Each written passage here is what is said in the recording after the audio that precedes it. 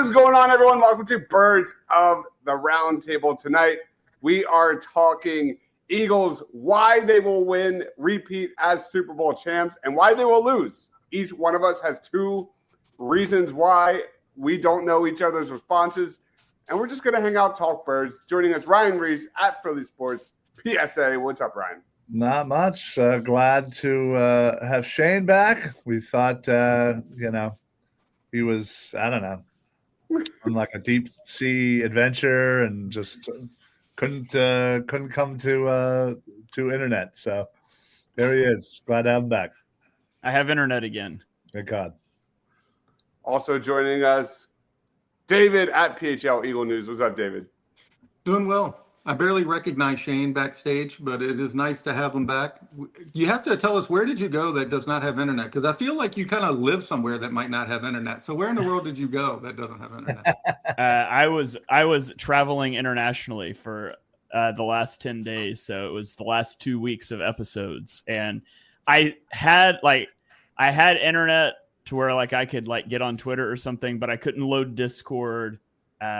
Google Chat wouldn't load, and I did manage to post a podcast, but it took like 8 hours for it to download. So it was an adventure. It was like start the download, leave the hotel that night. Hopefully I can post it up. So it's good to be back to internet. Had a good time. I'm ready to get back into podcasting though.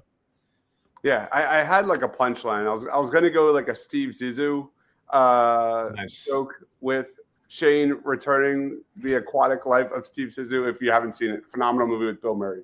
Shane, what's going on, man? What's up, Dives? It's good to be back chatting with the crew on a Tuesday night. Birds of the Round Table stuff. To answer Krabby's question here, we do have internet in Oklahoma. My wife just can't use the phone while I'm on the computer. But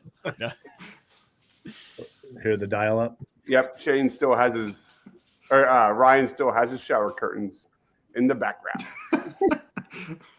Yeah, David's setup's looking nice here. Got some lights. I like it.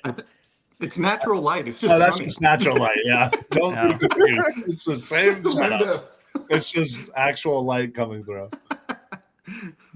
All right, let's jump into this thing. Let's lead off with why the Eagles will repeat as Super Bowl champs. Let's just do one reason at a time. And if you have that reason, like I guess you can give a response. Lead us off, David. Why will the Eagles be Super Bowl champs? Because Jalen Hurts is going to evolve his game and the Eagles' offensive play calling is going to improve. They're going to dial up more passes, including more slants, deep shots, wheel routes with the running backs. They have A.J. Brown, who I believe led the league in yards on slant routes last season, despite very limited usage doing it. So do that more. Jalen Hurts only attempted 361 passes last season. That can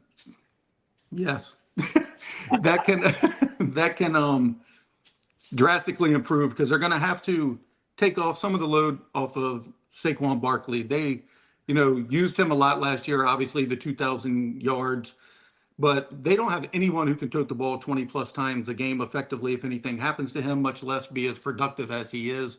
So they're going to have to evolve the passing game, and I think you're going to see that. I think you're going to see a lot more deep shots than you have with Kellen Moore.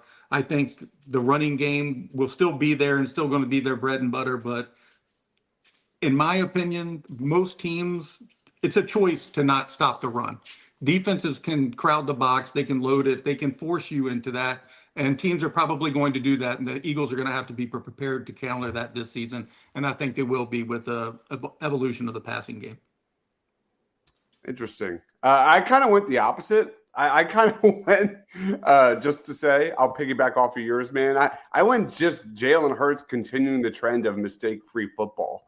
It's somewhat related. I still think they'll, maybe take a little more deep shots, but still using Jalen Hurts' threat on the ground as a runner to set up the pass and him just controlling the tempo. I thought we saw major improvements from Jalen Hurts in a lot of different areas. There are times when he holds onto the ball too long. There are times when his decision-making can be questionable. But I thought his accuracy, I thought his anticipation, his timing, and a lot of different facets. And for example, like more mesh, more slants, like these are all things he thrives at. I just want to see more of. And, the times when he's trying to extend plays for too long, doing too much, I don't want to see that anymore. I want to see the exact offense we saw during the last few weeks of the season when we saw Dallas Goedert getting handoffs. We saw more mesh. We saw different things. We saw Saquon Barkley as a receiver out of the backfield. Like those are all the weapons and ways to keep defenses off balance. And I think leading on top of all of that is Jalen Hurts playing smart football. And we have seen that when he controls the football and keeps it away from the opponent, the Eagles are borderline unstoppable. So that's my take. Shane, what's yours? I mean, the Eagles are going to win the Super Bowl because the tush push is still alive. No, that's not really it. Because they returned 10 of 11 starters from an offensive squad that put up over 36 points a game in the postseason. I mean, across 4 games in the postseason, they put up 36 and a quarter points per game, and the starters didn't even finish 2 of the games. The offense was firing on all cylinders at the end of the year, and they did so in a way where, like, outside of one game, honestly, I wasn't that impressed with the play calling and the things that Kellen Moore was putting out there. The NFC Championship game was really good. But outside of that, like, I remember sitting on shows as there were rumors about Kellen Moore leaving coming across, and I was like, okay. I mean, I didn't feel like it's going to be some huge loss. I didn't feel like he was doing great schematic things. The Eagles offense was just clicking and players were making plays, and they returned 10 of those 11 guys. And if you can't replace a right guard, there's a lot of teams that have a lot bigger problems than that. So the Eagles offense was firing on all cylinders, and the gang is back. Yep. What was that, a postseason record, I think, for most points? Something like that. Yeah. Ryan, what's yours? Yeah, listen, piggyback off of Shane, it's 100% the offense. Shane mentioned it, 10 out of 11 starters are returning. That offense was absolutely humming at the end of the year, and obviously in the postseason. They have a clear identity where they can run the ball down your throat, and if you're gonna try and stop it, Jalen Hurts can easily throw the ball to A.J. Brown, Devontae Smith. We saw it in the Super Bowl, where they focused on shutting down Saquon Barkley, and they did a pretty good job of it. And what happened? We still ended up putting 40 points on you through the air. So it's a clear identity. This offense is the engine that makes this team run, and the defense will come along. I think it'll be similar to kind of last year, where it'll take a few games to really figure out the new pieces and whatnot. But by that point, it's going to be curtains for everybody. All right, let's go in reverse. We all have one more reason why the Eagles will repeat. I tried my best to go 1-1 offensive defense in this show, and I had a lot of difficulty picking this one. But I'm going to just speak from the heart, because if the Eagles are going to repeat, it's going to be the defense showing a lot of the same stuff we saw in 2024. And I'm speaking of the secondary, which was elite as it gets. And I'm pinpointing Keely Ringo. If Keely Ringo is as legit as his tools and athleticism and upside, I think the Eagles have a real shot, because a lot of times, especially in the playoffs, you're only as good defensively as your weakest link. What did we see all last year? Teams go away from Quinyon Mitchell all season long, really until late in the season. And Darius Slay saw a crap ton of targets, and I thought he had some ups and downs, but overwhelmingly played very positively. And I think Keely Ringo is going to get thrown to the fire, assuming we don't sign Jair Alexander. But I think Keely Ringo is a big component to this defense that's young, when you look at that defense last year, especially in the secondary, the way they were able to play in unison, play together, they were a well-oiled machine. And Keely Ringo has some big shoes to fill, assuming he is the guy. So if he can be that, that will definitely take away a lot of concerns that I have personally, because I feel like my other concern is that safety.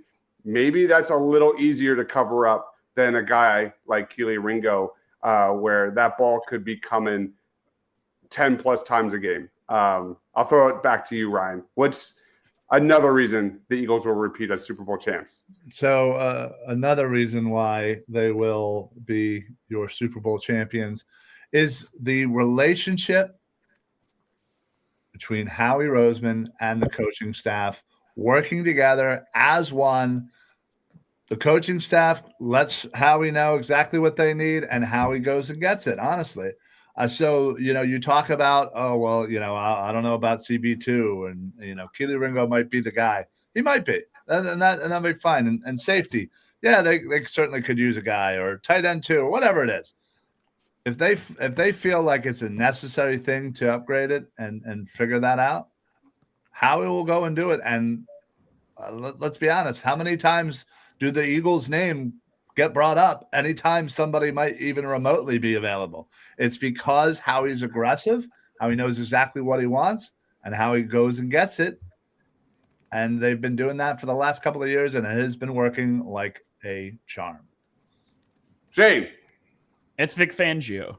I mean, Vic Fangio is such a good defensive coordinator. And last year when the Eagles hired him, I know a lot of people were disappointed with the move. And I tried to tell people, like, he's great. Like, it's going to work out. It might take some time. And then it didn't really take very much time. But the Vic Fangio scheme is notoriously difficult to learn. You're going to have so many of these guys in year two in his scheme. Some of the guys that were key contributors in year two in the NFL, the game's going to slow down for these guys. He's going to be able to do more. And I just always trust that he is going to push the right buttons at the right times defensively, all out cover zero blitzing in the last minute of a game, notwithstanding. That's the only time I doubt Vic Fangio. The other 59 minutes of the game were great. And these guys are going to be in year two. So he's going to know the personnel better. He had input into the draft. It was a defensive heavy draft. We lost a lot of players, but Vic Fangio has done great in year one with picking the players that he wanted to work with. And I trust him implicitly for year two. Vic Fangio for Shane. What about you, David? I think it's everything that y'all's mentioned. It's because of their team chemistry. It's the brotherhood. It's the process that they go through every day, the desire. It's the coaching. It's the continuity of the coordinators. Despite Kevin Patullo being new on the offensive coordinator job, he's not an outsider like Brian Johnson was.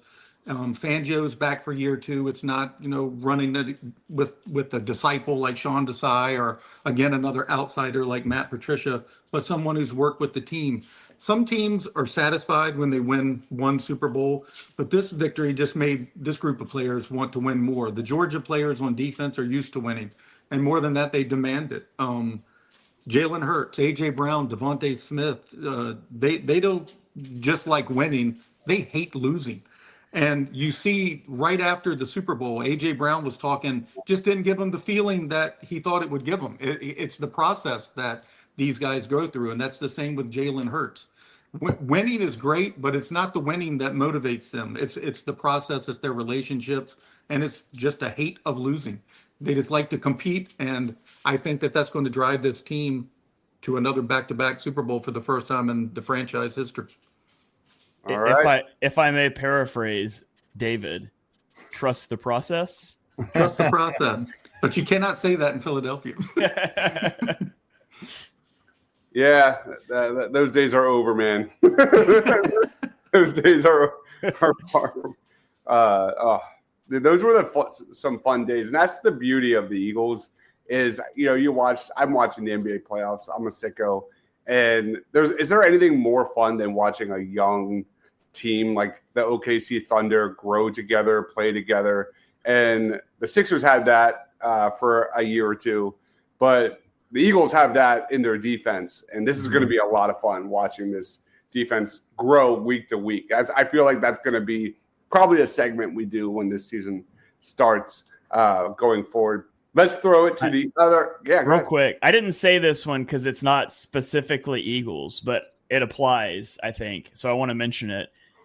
If you look across the landscape of the NFC, who is threatening the Eagles? And I think people would say the Commanders. And I remain skeptical because we've seen the breakout year one quarterback that I think Jaden Daniels is phenomenal. But it's not uncommon for those guys to take a step back in year two as teams get more tape on them and can attack them a little more. So I'm not saying the Commanders will be bad, but I wouldn't be surprised to see them not sustain the level of play. And I could see things being a disaster in Detroit, losing both of their coordinators. We just saw the Eagles do that after the 2022 season and what happened. Frank Ragnow retiring at this point, at this juncture, is also kind of disastrous for them. Like they said, Tate Ratledge is playing center now, and he had 0 snaps at center in college, and he's a rookie. So I could see the two biggest contenders. I could see the Lions just kind of imploding. I'm not saying they will, but I can see it. And I just don't expect Washington to be at the same level this year. And outside of that, I'm not sure who you're scared of in the NFC. So it's a non-Eagles reason, but it's a reason nevertheless that I think the Eagles have a strong shot to repeat out of the NFC. Yeah, the Rams with their D-line, with their front seven. Jared Verse taking another step, like that could be an issue.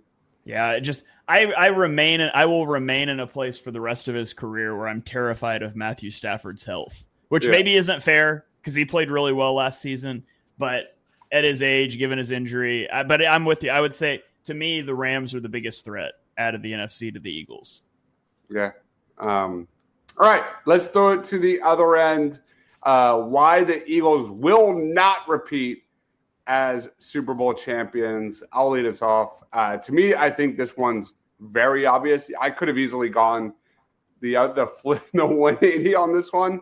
But for me, the Eagles will not repeat as Super Bowl champions because we don't exactly know who Nolan Smith and Jalen Hunt are. There's a super young defensive line in Philadelphia this year, and Nolan Smith and Jalen Hunt came on so strong to finish 2024. It's a very unproven group.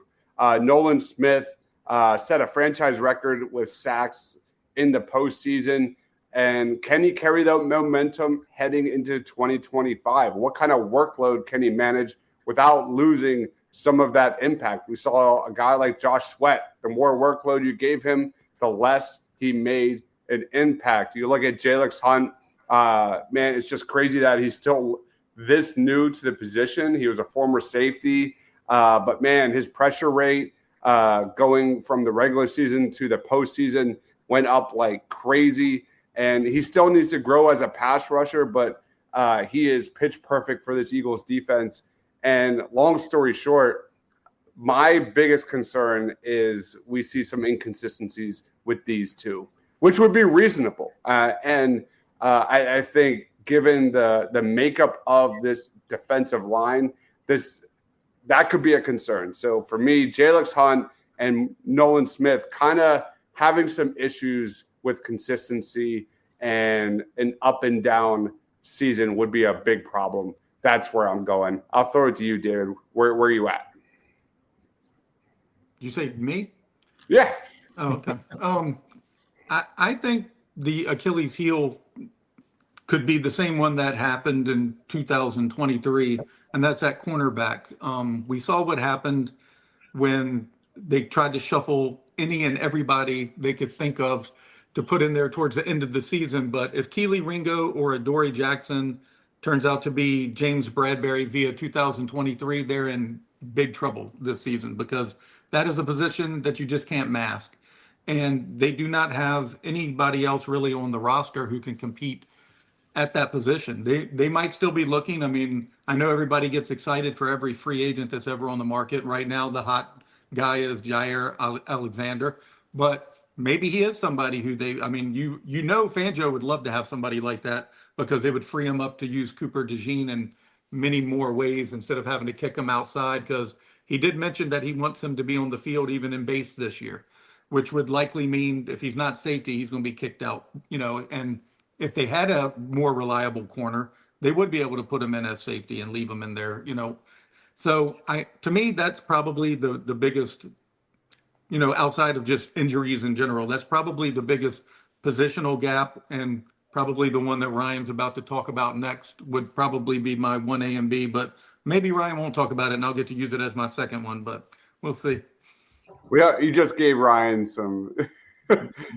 Ryan goes with the flow with these things. Ryan's like, yes. Shane, where you at? Yeah, I'm going to say it's just incredibly hard to do, right? It's so hard to win back-to-back Super Bowls. And I mean, the Chiefs just did it. But if you go back before that, you have to go back to the Brady era Patriots. And before that, it's the Elway era Broncos. And those are the only teams that have done it in the salary cap era. And so it's just remarkably hard to do. Your offseason is shorter. There's the distraction. And I know we talked about this team and the P word that we're not supposed to say anymore and how that's what really gets them going. But it creeps in, and the term is Super Bowl hangover for a reason. And the Eagles walk into the season with the projected fourth hardest schedule in the NFL, and everybody's gunning for them. And so it's just so tremendously difficult to do. And not very many teams have been able to get back to that pinnacle in a second season in a row. So everybody's chasing the Eagles right now. And the odds are that somebody's going to catch up. Eagles Eric saying he's going to do a reveal. What did I miss? What are we revealing? I don't know. Oh, here it is. In a few weeks, he's going to be interviewing Kurt Warner. What? That's crazy. I didn't know where Eric was going with that. No idea where he's going with that. Ryan, talk to us about linebackers. Whoa. First and foremost, before I say anything, I just wanted to say, love the updated picture for Nooms. You look good, buddy. Yeah, looking good. But anyway, no, I'm going to kind of piggyback off Shane once again, and Ryan is always copying my homework. What can I say? I was lost without you. No, I mean you're playing that much further into the season. You're playing extra games. Then you got to turn around. You have a short break, and you're right back into off-season mode. And then you're hit with one of the hardest schedules in the NFL. So yeah, I think the fact of the matter is that is 100% why most teams don't repeat. There's a lot of close calls, but this is a long season. And they just had one of the longest, and they're going to have to turn around and do it a short few months after they just did it. So, yeah, I mean, again, it's always rough. So, Krabby says, Eric, when you said you had a big time guest coming up, he thought it was Ryan Reed. I mean, come on. I mean, Shane, on the show before that. Am I up again? Sure. Okay. It's a secondary. You look at the secondary, and I love Cooper DeJean and Quinyon Mitchell, and they had unbelievable first seasons. And nobody loved those guys even back into the draft more than I did. I wanted the Eagles to take Cooper DeJean in the first round. I was going to be thrilled if he fell that far. And I thought there was no chance Quinyon Mitchell would. So I love these guys. And in 2024, they still outplayed my expectations. And, a lot of times that we see, it's the same thing with the quarterbacks, right? I mentioned with Jaden Daniels, that sophomore slump. Guys are going to watch film on these cornerbacks, and they're going to pick holes in their techniques. And we saw things where late in the season, Quinyon Mitchell, they started testing him deep a little bit. And there was some transition things that he was having some issues with and getting beat deep a time or two. And so some of that stuff's going to pop up. And just in general, like cornerback is a really hard position to play well consistently. We saw James Bradbury fall off a cliff, and a lot of that was athleticism related. And I don't think that's going to happen. But look at Sauce Gardner's rookie season and then what he did in his second year. And he's still a good corner and he's bounced back, but he's had some ups and downs. Tariq Woolen, I know he was a 5th-round pick, but he was outstanding as a rookie and got benched as a second-year player. And I'm not saying they're going to get benched, but I'm saying the odds are one of those guys is going to struggle a little bit comparative to last year. And then you've got an unknown at the other boundary corner. And so much of what made the Eagles defense so good last year was their ability to leave their outside cornerbacks on an island and do cool stuff with their safeties.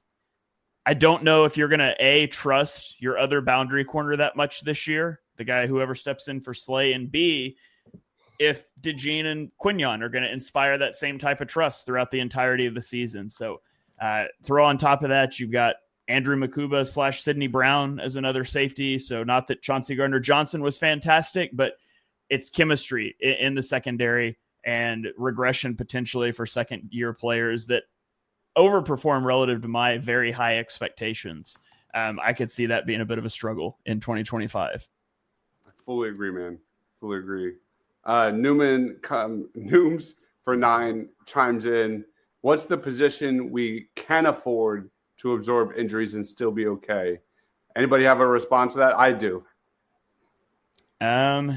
It's never ever quarterback. Yeah. It's not running back. Sure. It's not receiver. No, definitely not. Yeah, I think it's tight an end. easy answer. Offensive line.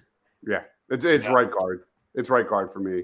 Yeah, it would suck to lose Tyler Steen, but in 2 to 3 weeks, I would expect Jeff Stoutland to be fixing that issue without a doubt. It's O-line and it's non-Jalen Carter defensive line.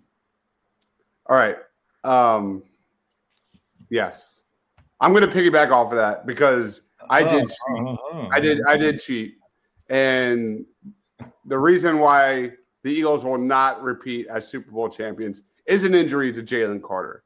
I just don't think the Eagles, and I hate to put that into the universe, because Jalen Carter's my guy, but Eagles Eric, as he said on X, had the second most pressures ever in a postseason from an interior defensive lineman. He played 711 pass rushing snaps that led the league by a wide margin per PFF.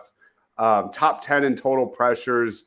Win percentage can improve. Wasn't up to par compared to Chris Jones, but the gravity that dude plays with is unbelievable. And it's ridiculous that he's like borderline top 10 in terms of defensive player MVP voting odds right now, heading into 2025. I don't get it. He is a game wrecker through and through.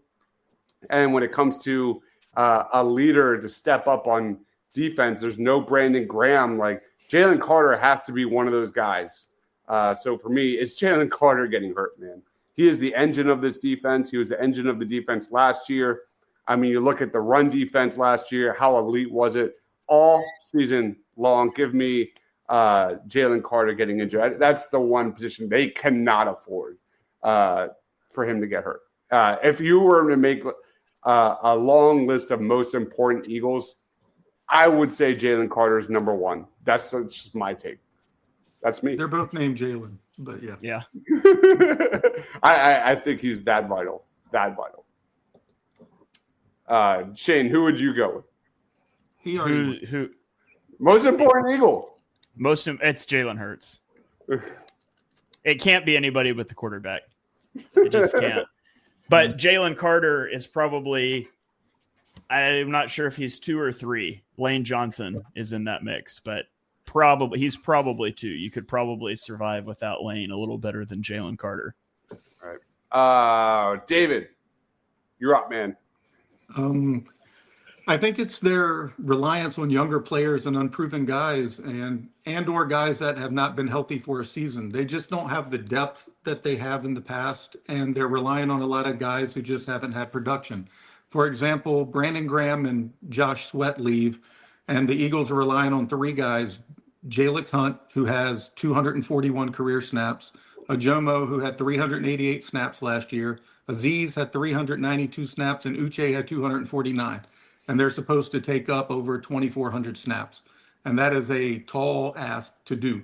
And then you got a cornerback who has only had 112 snaps in Keely Ringo. Trotter, as of right now, I guess he would have to be the de facto second linebacker. He has 104 snaps in the NFL. On offense, you have no tight ends behind Goddard that are anything more than a wish and a prayer. Your backup running back to Saquon Barkley is Will Shipley, who has 65 NFL snaps, and A.J. Dillon, who had 0 last season.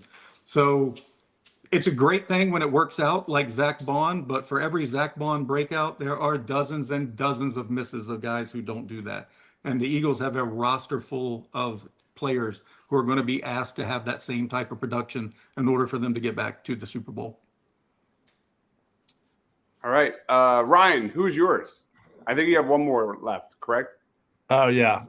Who's my can't afford to be without? No. Who like the Eagles will not repeat the Super Bowl You champion? said who, so that's see how important words are. So what mine is I'm going to talk about the linebackers. And I know it's shocking, but outside of Zach Bond, I am I'm a little worried. I'm a little worried. You have Nakobe Dean, who, let's be honest, we haven't heard a single truthful thing come out of anybody's mouth about his status, about what's going on with him, when we can expect him back, how his rehab's going. So I don't believe a single word anybody says anything about it. Then you have Jahad Campbell, who now we're saying he's going to be out for a couple of months here, so he's going to be starting off slow. And I hope that you get another Coop DeJean situation, a guy who doesn't start right away in training camp, slowly ramps up as he gets healthy, and in a couple of weeks into the regular season, he's your guy, which is great. That would be absolutely fantastic. But we can't bank on that, one. And two, what we have behind them isn't ready. Is it going to be ready? And I'm a little worried about it. As much as I love the linebackers who we have, I just am a little concerned that there might be, at best, a few week gap here where we are trotting out Zach Bond and somebody who's going to look very, very lost out there. Can I just point out that for years we had to live with Nate Gary, who played with his back to the ball, and I get it. I'm no. I just think it's spoiled.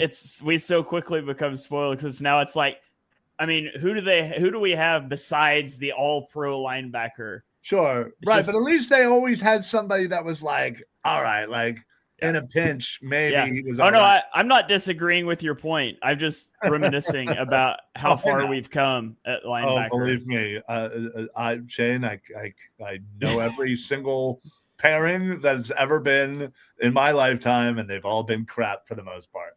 Yeah, with the exception. It feels of good. 3. Feels good, man. It does feel good. Random question, David, you might know. Does Jeremiah Trotter Sr. have like a role, like a job within the Eagles front office? I don't believe he does have a declared role, but he is there and he does go to training camps and he's been at some of the OTAs. I don't think he was there today, but yeah, he does have a presence around the team, especially since his son has been there. He has been far more involved. Yeah, when you see guys like him and Brian Dawkins speak, like it sounds like it's coming from, the front office. Deshaun was there today as well. They're very good about that. Kelsey is there. Like, I don't know why he still isn't on the payroll in some capacity. He is there. I've never been there and he's not been there. Like every single time last year he was there. So they have a lot. That's one of the coolest things to me about the way the franchise has grown, because they have these guys who can help the players and who players respect. And Brandon Graham's probably going to be the next one up, who you're going to see there constantly. It's just a really cool thing that they've, cultivated there. The depth is the right answer. Jalen Hurts Brain says, what position should they bring in another player at? Anybody have a response to that one? How much time do you got? I think we could probably all pick 3 positions. Probably. Whichever one a guy gets hurt at first. Yeah, I mean, well, there's that. But I feel good about the starters relative to who's out there at every position, but I want just about another edge rusher. I want a legit edge rusher. That's my take. That would be my answer as well. They aren't there though. Like there's nobody to bring in. I agree. Yeah.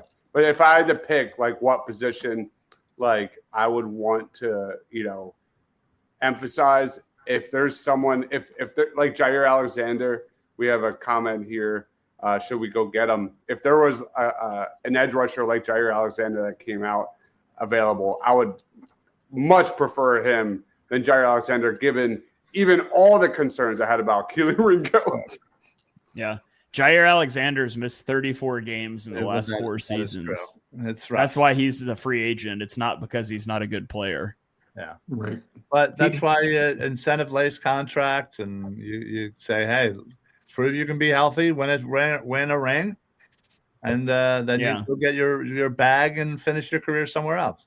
And you might get a ring. Yeah, exactly. That's what I'm saying. I'm still always going to say tight end. I hate our tight ends outside of Goddard, and even Goddard angers me for his lack of ability or availability. If we can get a college prospect that plays linebacker and tight end, Ryan will be the biggest fan ever. That would be my guy. Of reasonable players, I think Ryan's right. Michael Mayer, tight end from the Raiders. I think that would be a really solid move for the Eagles. That would be. I absolutely agree. They've got like 5 picks in the top 3 rounds or something next year. Yes. Do it. Marcelo says, y'all Eagle man caves are awesome. Mine's in progress. Eric says Darius Smith. Any other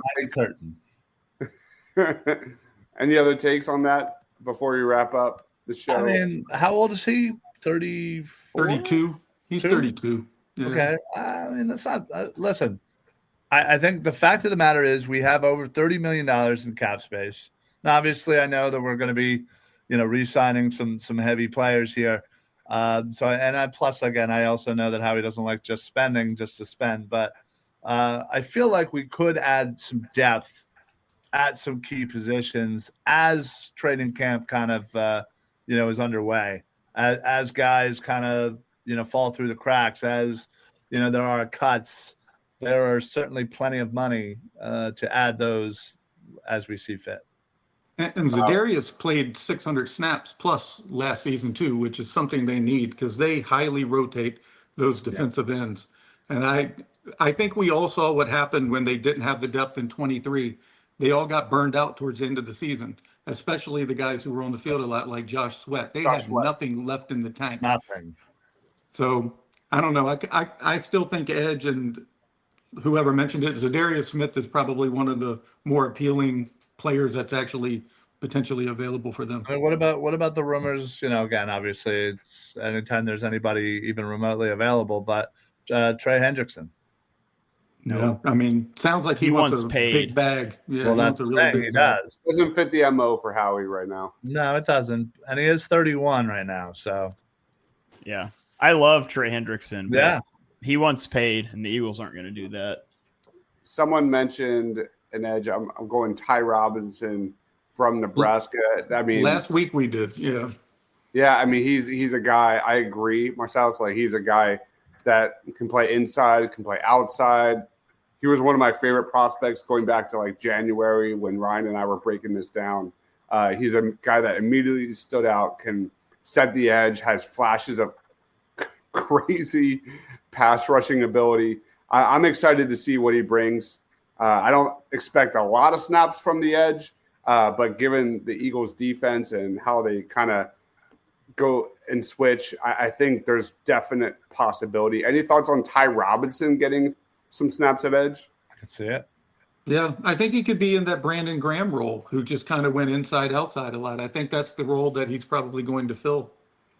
I can't wait to watch Shane's All 22, where you see a guy like Jalix Hunt kick inside and Ty Robinson kick outside and just geek out, just straight geek out.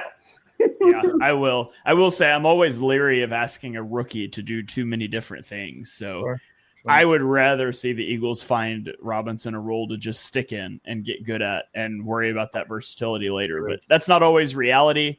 But I always worry about giving a guy too much in year one. Yeah. All right. We're going to end the show early tonight. One of the quickest shows we've done in a while. Let's throw it around the horn. Final thoughts, plugs. Ryan Reese, why will you lose Beer Olympics in a few weeks? I'm not. I have I've been training, doing my 12-ounce curls. No, it's funny. Our show last night went so far over. It's funny that this show ends 10 minutes early, but still, listen, please make sure that you guys are following all of these gentlemen on X. Please also make sure that you're following Eagles Pin Pull wherever that you are watching this, YouTube, X, Facebook, Twitch, doesn't matter, wherever you find it. Like it, follow it, share it, tell your friends, tell your mom, whatever. And then tomorrow, another football smack talk show at 5:30. Number what? Like 652? What? How many shows have you done? Oh, football smack talk. Well, of this version, yeah. It's like 360s, but we had another iteration of the show back in the day that we used to do a daily show, so we had like in the thousands. That's what happens when you do this stupid crap for 17 years. All right, Shane. Final thoughts, plugs, time's yours. Yeah, it's good to be back. It's good to be back podcasting again. I recorded a show earlier today with Johnny, and we brought on a guest, James Foster from Wide Left, and it was an awesome show. The evolution of Jalen Hurts, and we went back and used 2021 tape to talk about basically 4 key things that Hurts struggled with early in his career that he's really improved upon. So it's probably one of my favorite shows I've done in a long time. It's up on podcasting platforms, but I would recommend watching that one on YouTube because we do use some film clips. But go check that one out and let us know what you think. That's a show I've been wanting to do for a long time, and I'm glad we finally got around to it. Nice. David, you're up, man. I'd like to give a shout out to the Philadelphia Eagles owner, Jeff Lurie, who donated $50 million this morning to open the Lurie Autism Institute in partnership with the Children's Hospital of Philadelphia. It's the first of its kind institute. It's located in Philadelphia. Autism is near and dear to his heart. His brother, I think his name's Peter, has that. This is an amazing, effort, an amazing gift. His philanthropy is going to be what he's remembered for as much as these Super Bowl titles. He's one of the best owners in football, and he just proves again how much he loves the community, how much he gives back. And it's a proud moment to root for an organization and someone who owns it that has, the kind of compassion and heart that he does. Yeah. Krabby says, I can't tell you how much that means to me. As someone who literally, I've lived in the field of autism for the last 20 plus years. I'm a behavior analyst. I work in school districts all across Pennsylvania, and I did not know that. And I'm embarrassed, David. I did not. Oh, it literally just happened this morning. So, but it's just whether it's the Eagles, on the books, covering up mistakes with Bryce Huff and moving on, or off the field with an owner that just gets Philadelphia and just gets it. Man, it's refreshing to talk about this Eagles team compared to every other team that's in this city. Like the Phillies, they've got way too much Doc Rivers syndrome going on with the regular season. You look at the Sixers, they're cooked. They're done. They have owners that are irrelevant right now. And I feel like David said, just to compound on that, that's awesome. That's just super cool. Yeah. That's real good. Super cool. Krabby says we need to talk. Didn't get diagnosed at 63, and there's no help. Message me, Krabby. I work with adults as well. So, guys, thank you, everyone, for watching. He is Ryan Reese at Philly Sports PSA. I also work with Ryan. Shane have NFL, my man Shane and David at PHL Eagle News. Thank you everyone for watching. Tuesday nights.